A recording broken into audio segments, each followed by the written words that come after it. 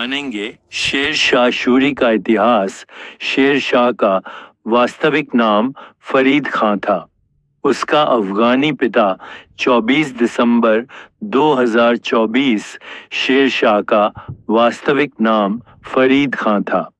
उसका अफगानी पिता हसन खां नैतिक मूल्यों में तनिक भी विश्वास नहीं रखता था, इसलिए उसके अनेक पत्नियों और बेटों में से एक फरीद भी वैसा ही था, और वह भी अपने बाप से ही तू तू मैं करता रहता था। इलियड एवं डाउसन, पृष्ठ 310। भाग 5। अपने पिता द्वारा दी गई जागीर से वह संतुष्ट नहीं था, इसलिए उसने सर्वप्रथम अपने बाप तथा भाइयों के विरुद्ध ही मोर्चा खोल दिया। उसने बिहार की परिवार संपदा पर पूर्ण प्रभुत्व स्थापित करने की मांग की। इतिहासकार पुरुषोत्तम नागेशोक लिखते हैं, अपने पिता से तंग आकर फरीद खां जौनपुर के विदेशी अफगानी डाकू तथा सरदार के पास गया।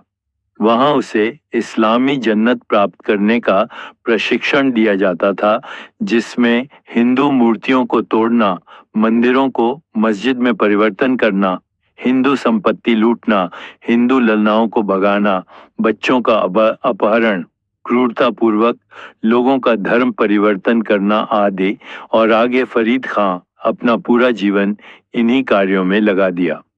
फरीद खां की बढ़ती गुंडागर्दी से आतंकित होकर उसके पिता ने उसे हड़पी हुई हिंदू संपत्ति, जो सहस्त्रार्जुन नामक हिंदू तीर्थ स्थल था, जिसे अब सहस्राम या सासाराम कहा जाता है, दे दिया। इन्हीं प्राचीन हिंदू महलों में शेर शाह तथा उसके अन्य विदेशी लुटेरे पूर्वज दफनाए गए हैं। हिंदुओं से लूटी गई यह संपत्ति फरीद का ऐसा ठिकाना बन गई थी, जहां से वह अधिकांश उत्तर भारत में भयानक डकैतियां डाला करता था। फरीद ने अपने पिता से इस अधिकार की मांग की कि उस क्षेत्र में रहने वाले हिंदुओं के साथ वह जैसा चाहे व्यवहार करे, और फिर फरीद ने स्पष्ट शब्दों में कह दिया, जब भुगतान का समय आएगा वह कोई अनुग्रह नहीं दिखाएगा तथा पूर्ण कठोरता के साथ मालगुजारी वसूल करेगा।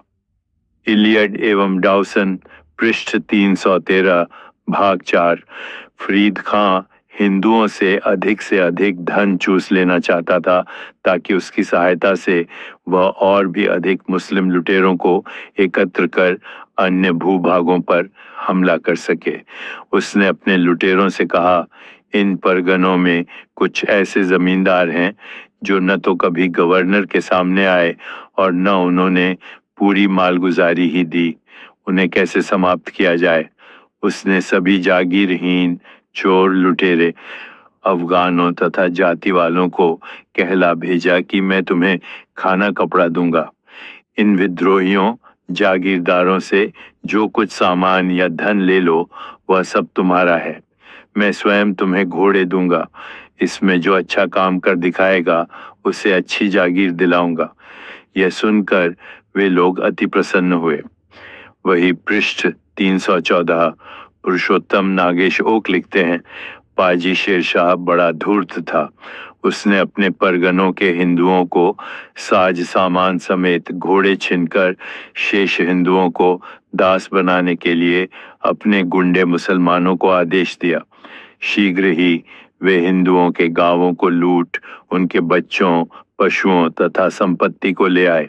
शेर शाह का जीवन इस प्रकार हिंदुस्तान की लूटपाट तथा बलात्कार से प्रारंभ हुआ।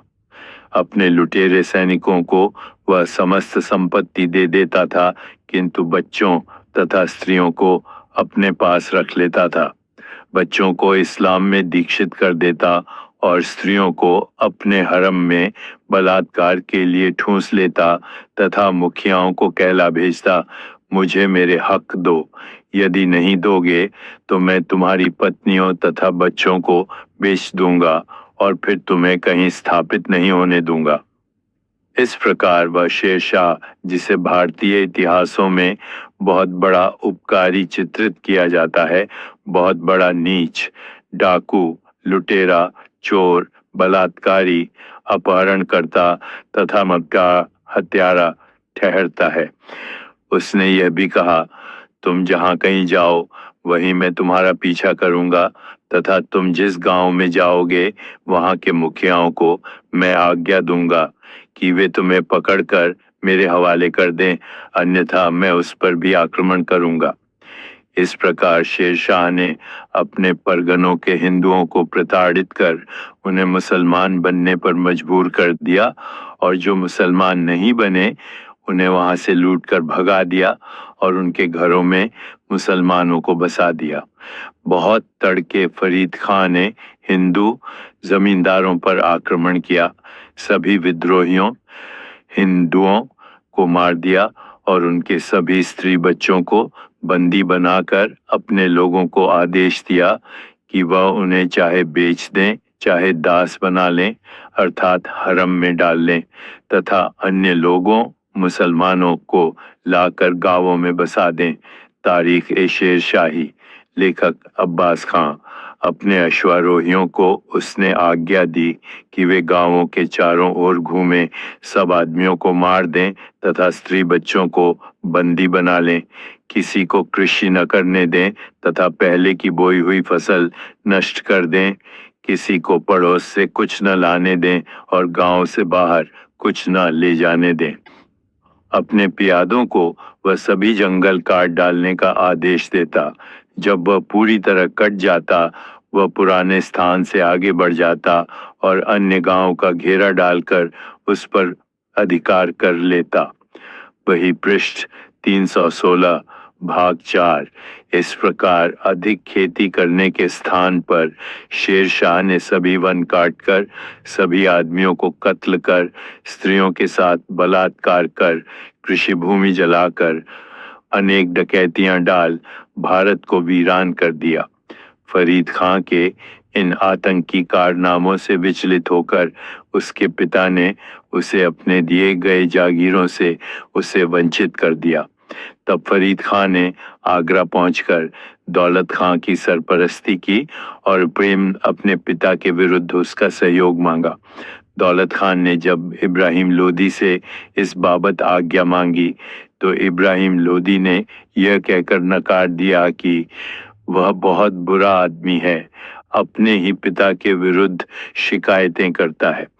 कुछ दिनों बाद जब फरीद के पिता की मृत्यु हो गई तो उसने लड़ झगड़ कर अपनी पुरानी जागीर हासिल कर ली।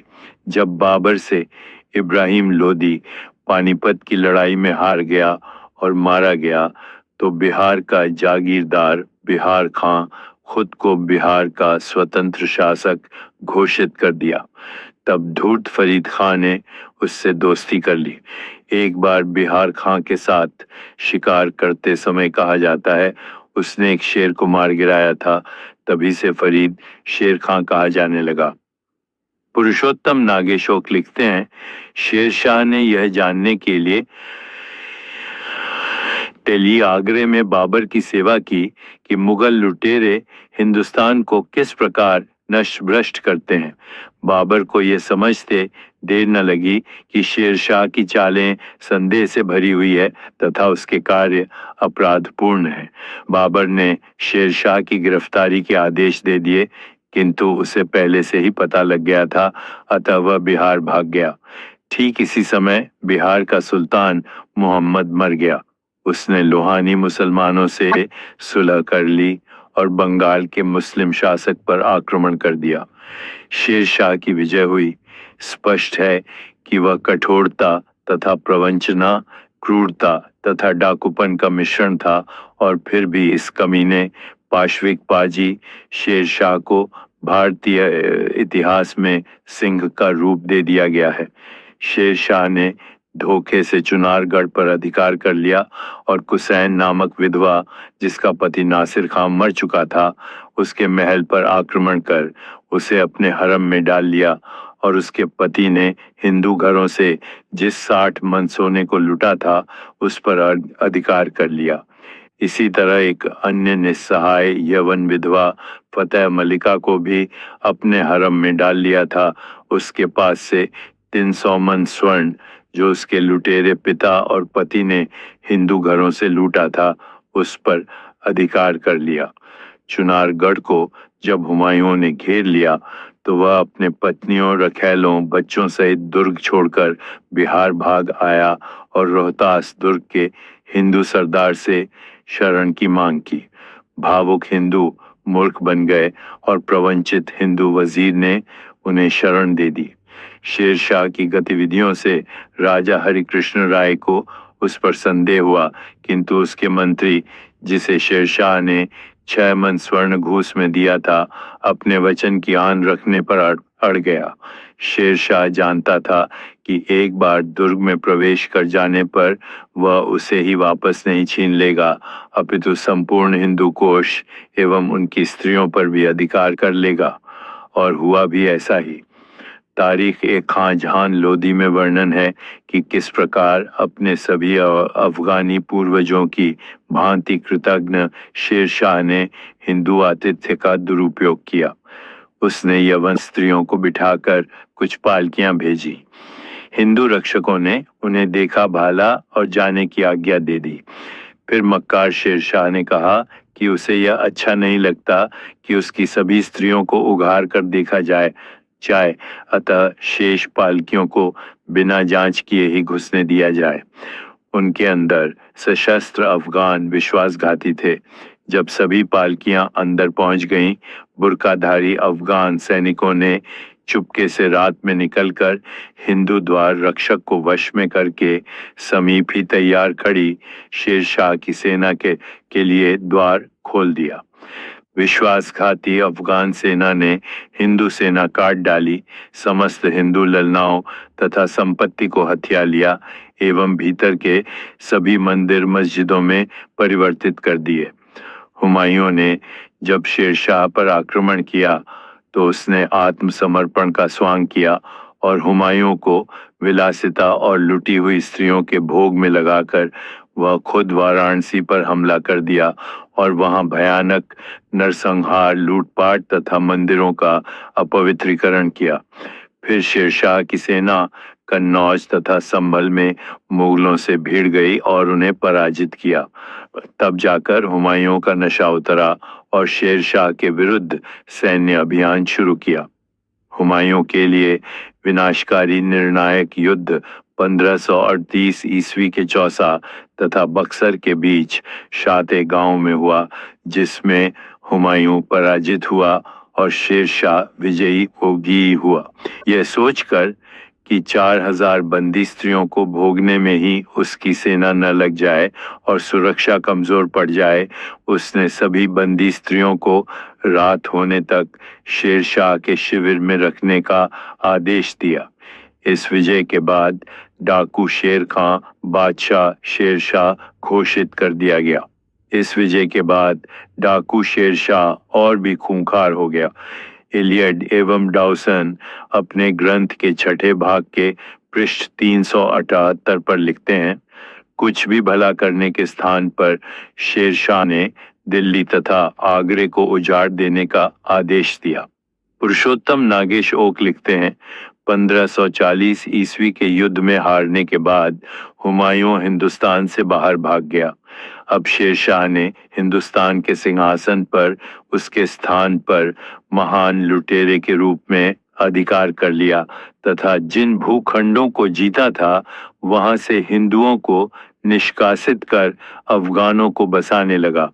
शेरशाह ने हिंदू राजपूत गख्खरों खोखरों के भूभाग को बुरी तरह लूटा।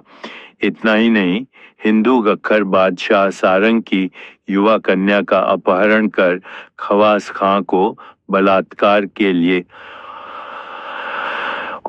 सौंप दिया गया। शेरशाह की अफगानी सेना ने रायसेन के हिंदू राजा पूरनमल की प्रजा पर अभूतपूर्व अत्याचार करके उसे मजबूर कर दिया कि वह जंगली तथा डाकू शेरशाह की अधीनता स्वीकार करे। अपने पति की सुरक्षा के प्रति चिंतित उसकी एकनिष्ठ स्वामी भक्त सुंदर पत्नी रत्नावली अपने प्रिय हिंदू पति की वापसी तक दुर्ग के बुर्ज पर बैठे रहने का निश्चय कर उठी। उसे तभी वापस जाने दिया जब उसने शेरशाह की सेवा के लिए 6000 अश्व देने तथा अपने अनुज चतुर्भुज को प्रतिभू के रूप में छोड़ने की सहमति दी। पुरुषोत्तम नागेश ओक लिखते हैं, उसके बाद शेर शाह ने मांडू, धार, उज्जैन की जो लूटपाट की तथा मंदिरों को मस्जिदों में परिवर्तित करते समय विनाश का जो तांडव नृत्य किया, उसकी उपमा नहीं है। इतिहासकार अहमद यादगार लिखता है कि इस संघर्ष के बीच चंदेरी के राजा के विरुद्ध चढ़ाई करने के लिए वलीदाद खां के अधीन सेना भेजी गई। राजा के भतीजे को अपनी ओर मिलाकर राज्य जीत लिया गया। शेर शाह की सेना के हाथ उसके हाथी, घोड़े तथा अन्य संपत्ति लगी। राजा की सुंदर पुत्री के साथ शेर शाह ने बलात्कार किया।